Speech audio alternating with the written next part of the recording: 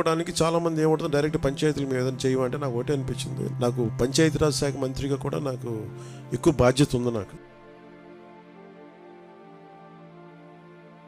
ఇంకా చెయ్యాలి, దీనికి ఇంకొంచెం నా వంతు సహాయం సరిపోవట్లేదు, ఇంకా చేయాలనిపించింది.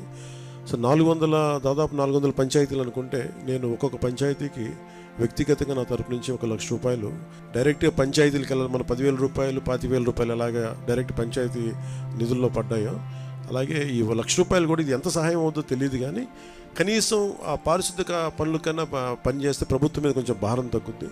సో నా సైడ్ నుంచి నేను ఇచ్చే 400 పంచాయతీలకి ఈ ₹1,00,000 చొప్పున కనీసం పారిశుద్ధ్య పనులకు కొంచెం సహాయకారిగా ఉంటుంది అనేది